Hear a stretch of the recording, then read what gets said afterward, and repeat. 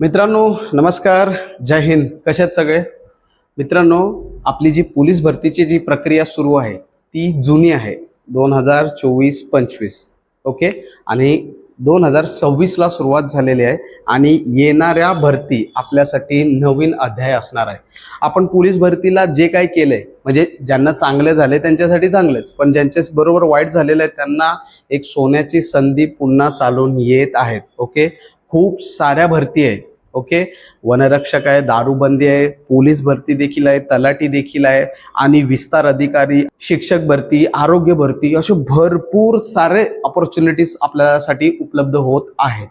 आज त्यापैकी एक जे अति महत्वाचं आहे म्हणजे दारूबंदी पोलीस, ज्यालाच आपण राज्य उत्पादन शुल्क पोलीस भरती म्हणून ओळखले जातो, ती भरती आहे. आता या व्हिडिओच्या माध्यमातून ही भरती प्रक्रिया कशी आहे, तसेच ही तयारी करत असताना आपण आपल्या पोलीस भरतीची देखील तयारी करू शकतो का, हे सगळं इथे समजून घेणार आहोत. ओके, तर सुरुवात करूया मित्रांनो. पद बघा किती असणार आहेत आणि कोणते असणार आहेत. तर ह्यांनी ह्या संदर्भात आहे ना एक जुनं स्टेटमेंट सांगितलं होतं की बाबा आपण दारूबंदी पोलीसची रिक्वायरमेंट आहे आणि ती काढायची आहे, परंतु काही कारणास्तव ते डिले झालेलं आहे आणि तीच भरती आता पुढे नव्याने येणार आहे आणि त्याच्यामध्ये पदं वाढणार आहेत. मला वाटते गेल्या वेळेस काहीतरी 1200 का 1300 पदं होती हे टोटल सगळी मिळून. ओके, परंतु आता ती अजून वाढणार आहेत. म्हणजे मला असं वाटतं की 2 ते 2.5 हजारापर्यंत जाऊ शकते किंवा त्याहून जास्त जाऊ शकते. ठीक आहे, म्हणजे एक छोटीशी का होईना पण एक अपॉर्च्युनिटी आपल्याकडे येते. आणि हो, दारूबंदी पोलीस म्हणजे सगळ्यात भयंकर पोलीस, सगळ्यात बेस्ट पोलीस का ते नंतर सांगेल.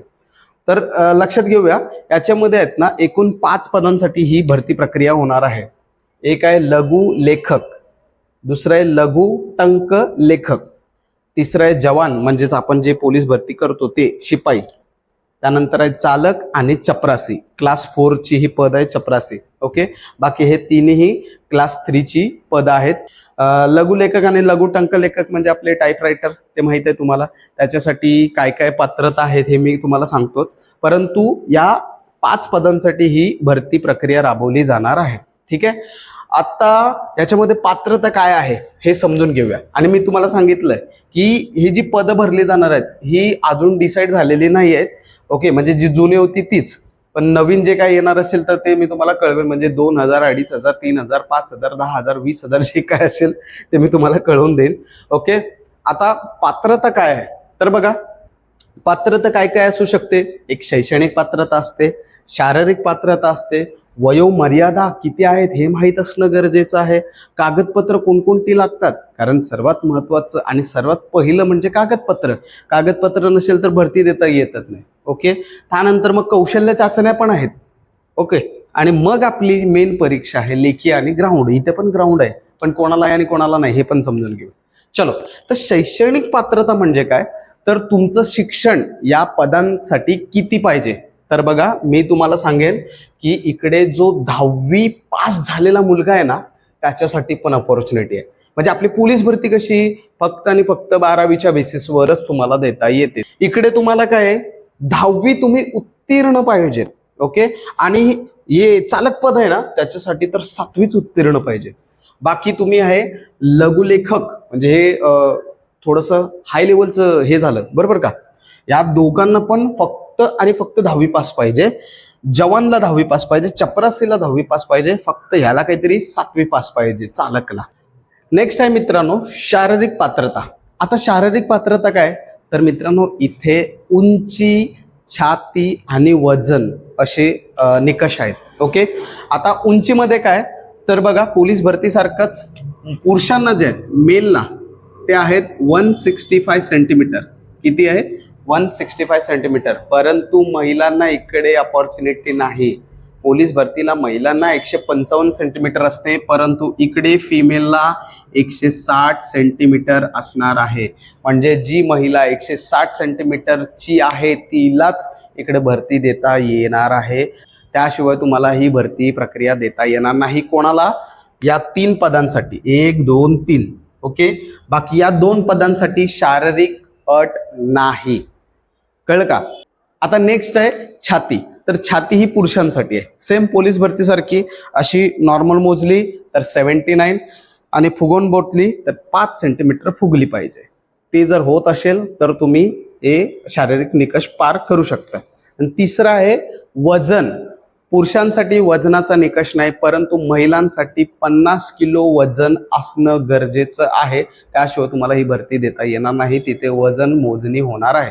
म्हणजे इकडे ही भरती महिलांसाठी एक प्रकारे थोडंसं चॅलेंजिंग आहे. जी महिला इकडे निकष पार करू शकते तीच महिला ही भरती देऊ शकते, अन्यथा प्रॉब्लेमॅटिक आहे. परंतु महिला जे आहेत ते या 2 पदांसाठी विशेष लक्ष देऊ शकतात. ते पण कोण?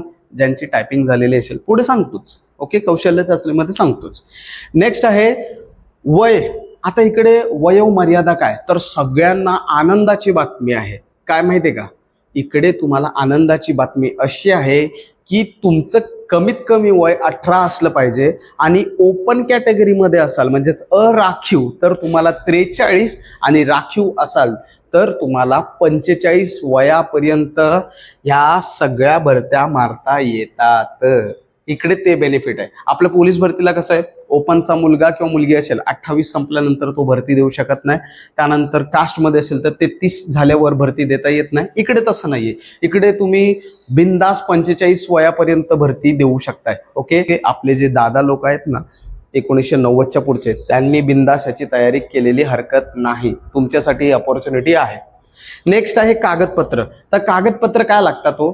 तर पोलीस भरतीला जी कागदपत्र आहेत तीच लागणार आहेत. त्याच्या पलीकडे वेगळं काही विशेष नाही. हा, इकडे तुम्हाला जे चालक या पदासाठी भरणार आहेत त्यांना कंपल्सरी चालकचं काढलेलं लायसन्स लागणार आहे. TR असेल किंवा LMU असेल, दोन्हीही पैकी चालणार आहे. ओके, परंतु लर्निंग लायसन्सवर मी चालकचं भरती देऊ शकतो का? नाही, लर्निंगवर देता येणार नाही. पक्क लायसन तुमच्या हातात पाहिजे तरच तुम्ही चालक याचा फॉर्म भरू शकताय. आलं लक्षात? आणि हो, अजून एक सांगतो, सर मी जवान भरला तर मी चालक भरू शकतो का? चपरासी भरू शकतो का? हे भरू शकतो का? तुम्ही सगळं 5च्या 5 फॉर्म भरा, काही हरकत नाही. फक्त काय, जे त्यांची जी निकष आहे ना त्याची पूर्तता तुम्ही केली पाहिजे. जसं चालक भरायचं असेल तर तुमच्या हातात लायसन्स पाहिजे. लघुलेखक आणि लघु टंकलेखक जर करायचं असेल तर तुमची टायपिंग झाली पाहिजे. असेल टायपिंगसाठी काय क्रायटेरिया आहे कौशल्य चाचणीमध्ये मी सांगतोच. ओके, तर जर तसं तुम्ही निकष पार करत असाल तर तुम्ही नक्कीच हे 5च्या 5 फॉर्म भरू शकता. चपरासीसाठी तर काहीच नाहीये. आलं का लक्षात? तर हे आहे कागदपत्र. हा, आणि कागदपत्रासंदर्भात अत्यंत महत्वाचं म्हणजे आता 31 मार्च संपत आहे, 1 एप्रिल येत आहे. ओके, मग तुम्ही काय करायला पाहिजे? 1 एप्रिलचे जर तुमचं NCL संपत असेल, कुठले कागदपत्र संपत असतील तर तुम्ही ते रिन्यू करून घेणं गरजेचं आहे. बाकी सगळे जे डॉक्युमेंट्स असतात ते परमनंट असतात. ओके, 2-3 प्रकारचे डॉक्युमेंट्स असतात ज्यांची व्हॅलिडिटी 1 वर्ष असते किंवा 3 वर्ष असते. मग तेच काढून घ्यायचंय. बाकी तुम्हाला डॉक्युमेंट हे परमनंट आहेत तर ते जसंच तसं लागणार आहे. आणि त्या संदर्भात मी एक इन्स्टाला किंवा युट्यूबला आपल्या रील टाकून देईल. ओके, आता मित्रांनो नेक्स्ट आहे कौशल्य चाचणी. इथे बघा 3च पदांसाठी कौशल्य चाचणीची प्रक्रिया आहे. कोणासाठी आहे? लघुलेखक, लघु टंकलेखक आणि चालक. चालकसाठी काय असेल? तेच जड वाहन चालवून दाखवा, हलके वाहन चालवून दाखवा. आता ते कसं? पोलीस भरतीसारखं जे आहे ते आहे. ओके, तुम्हाला जीप टाईप चालवून दाखवायचे आहे. वेगवेगळे प्रकार आहेत ते मी एका रीलच्या माध्यमातून तुम्हाला सांगून देईल. इकडे जे लघुलेखक आहे त्यांना 1 मिनिटात 100 शब्द टाईप करता आले पाहिजे. लघु टंकलेखक आहे त्यांना 1 मिनिटात 80 शब्द टाईप करता आले पाहिजे. मराठी आणि इंग्रजी असे दोन्ही वाणिज्य प्रमाणपत्र तुम्ही मिळवणे आवश्यक आहे, अनिवार्य आहे. त्याशिवाय तुम्हाला ह्या पदासाठी फॉर्म भरता येत नाही. मराठीसाठी तुम्हाला 1 मिनिटात 30 शब्द टाईप करून द्यायचे आहेत. तसेच इंग्रजीसाठी तुम्हाला 1 मिनिटात 40 शब्द टाईप करून द्यायचे आहेत. जर तुम्ही कौशल्य चाचणी पास केलं तरच तुमची अंतिम निवड यादीमध्ये हे केलं जाईल, अन्यथा त्याच्यामध्ये तुमचं हे केलं जाणार नाही. आणि कौशल्य चाचणी ही या दोन्ही पदांसाठी 80 मार्काची असणार आहे. ओके, चालकला ती क्वालिफाईंग असेल, बाकी या दोघांना 80 मार्काचे असणार आहे. ओके, ते मी आता पुढे सांगतोच. बघा कसं, तर तुमची जी परीक्षा आहे ना मित्रांनो ती ओव्हरऑल म्हणजे टोटल आहे ना 200 मार्कांची असणार आहे. किती? 200 मार्कांची ही परीक्षा असणार आहे. आता ह्याच्यामध्ये तुम्हाला हे जे 3 पद आहेत ना, लघु लेखक, लघुटंक लेखक आणि चपरासी या 3 पदांसाठी मैदानी चाचणी परीक्षा नाही. कळलं? यांना फक्त लेखी परीक्षा आणि कौशल्य आहे. आता बघा, लेखी परीक्षा यांना कसं आहे, यांना 120 मार्काची लेखी परीक्षा आहे, यांना पण 120 मार्काची लेखी परीक्षा आहे आणि या चपरासीला टोटलच 200 मार्काची लेखी परीक्षा आहे, कारण ह्याला कोणतेही कौशल्य चाचणी नाही. चपरासीला काय आहे, 200 मार्काची डायरेक्ट लेखी आहे. लेखीमध्ये तुमचे गुण आले, डायरेक्ट चपरासी पदावर निवड. ओके. यांना कसं आहे, 120 मार्काची लेखी आहे, 120 मार्काची लेखी आहे आणि 80 मार्काची कौशल्य चाचणी आहे. असे 200 पैकी तुमची मेरिट लागेल आणि मगच तुम्ही फायनल मेरिट मध्ये सिलेक्शन होऊ शकणार आहात. ओके. तर असा प्रकार आहे. आणि हे जे आपले जवान आहे आणि जे चालक आहे त्यांचं काय हो, तर त्यांची 120 मार्काची लेखी परीक्षा असणार आहे, 80 मार्काची मैदानी परीक्षा असणार आहे. आणि चालक या पदासाठी कौशल्य जे चाचणी आहे, म्हणजे जड वाहन आणि हलके वाहन चालवून दाखवायचे आहेत, ते कसे असणार आहे, क्वालिफाईंग असणार आहे. कळतंय? क्वालिफाय झाल्याच्या नंतरच तुम्हाला हे चालकचं मैदान देता येणार आहे, त्याशिवाय तुम्हाला मैदानीला जाता येणार नाही. समजते का मी काय सांगतो? 5ही पद तुम्हाला एका दमात सांगून दिलेले. आता लेखीचे स्वरूप कसे आहेत आणि मैदानीचे स्वरूप कसे आहेत ते सांगतो. तर बघा मित्रांनो, इकडे आपल्याला लेखी 120 मार्काची द्यायची आहे आणि मैदानी जे आहे ते 80 मार्काची द्यायची आहे. तर आता लेखीचं स्वरूप काय, तर 5ही पदांसाठी लेखीचे जे स्वरूप आहे ते सेमच आहे. काय, तर बुद्धिमापन. यांनी बुद्धिमापन या शब्दाचा प्रयोग केलेला आहे. मॅथ्स आणि रिझनिंग असं नाही आहे, परंतु असं नसलं तरी मॅथ्स आणि रिझनिंग हे असणारच आहे. ओके. नेक्स्ट आहे सामान्य ज्ञान आणि चालू घडामोडी. नेक्स्ट आहे मराठी व्याकरण. आता तुम्हाला सांगतो, हे जे 3 सब्जेक्ट आहेत किंवा विषय आहेत, हे जशाच तसे पोलीस भरतीला आहे आणि पोलीस भरतीपेक्षा सोपे आहेत. का? 10वीच्या बेसिसवर आहे. कळतं? आणि इंग्रजी व्याकरण इकडे ऍडिशन आहे, जो इकडे विशेष करून तुम्हाला लक्ष घालायचं आहे. प्रत्येक विषयाला वेटेज कसं असणार आहे तुम्हाला माहित आहे. काय असणार आहे? 30-30 वेटेज असणार आहे. 3 एके 3, 3 2 6, 3 त्रिक 9 आणि 3 चौक 12 अशा प्रकारे असणार आहे. आणि जो चपरासी पद आहे त्याला 50-50-50-50 असे 200 मार्काचे डायरेक्ट लेखी आहे. अलग लक्षात. मग अशा प्रकारचं तुमचं ही लेखीची परीक्षा होणार. लेखीची परीक्षा पोलीस भरती सारखी परीक्षा केंद्रावर जाऊन लिखित स्वरूपात बबल करणं असं नसून CBT टाईप परीक्षा असणार आहे, म्हणजे कम्प्युटर बेस्ड टेस्ट. म्हणजेच काय, तर तुम्हाला कॉलेजमध्ये जायचंय आणि कम्प्युटरवर तो पेपर सोडवायचं आहे. ओके. लेखीचं स्वरूप कसं असणार आहे, 120 जे प्रश्न आहेत ते तुम्हाला 90 मिनिटात सॉल्व करायचे आहेत. आणि जे चपरासीला 200 आहेत ना, त्याला ते 2 तासात, चपरासीला 200 प्रश्न 2 तासात सॉल्व करायचे आहेत. बाकी सगळ्यांना 90 मिनिटात 120 प्रश्न अटेंड करायचे आहेत. आणि अत्यंत महत्वाचं म्हणजे इकडे नेगेटिव्ह मार्किंग असणार आहे. एकास 4 म्हणजेच काय, तर 0.25% म्हणजेच एकास 4 असं नेगेटिव्ह सिस्टीम. काय हो, तर इकडे तुम्ही ठोकू नाही शकत. इकडे तुम्हाला जे प्रश्नाची उत्तरं कन्फर्म माहीत आहेत तेच करायचं, नाहीतर ठोकायच्या चक्करमध्ये तुमचं हक्काचे जे मार्क आलेले असतात ना, त्याच्यातून प्रत्येक 4 प्रश्न चुकल्यानंतर 1 वजा होणार आहे. समजा तुम्ही 20 प्रश्न अटेंड केलेले आहेत. किती? एकूण 20 प्रश्न अटेंड केलेले आहेत आणि त्याच्यामध्ये ना 4 प्रश्न चुकलेले आहेत. म्हणजे तुम्हाला माहित नव्हतं, तुम्ही काय केले, मार ठोक केलं आणि त्याच्यामध्ये नंतर असं माहित पडलं की बाबा 20 पैकी 4 प्रश्न चुकलेत. आता पोलीस भरतीला असतं तर तुमचं काय झालं असतं, हा बाबा 4 चुकलेत ना, जाऊ दे, 20 पैकी 4 वजा कर, 16 मार्क तुला भेटली, जा खुश राहा.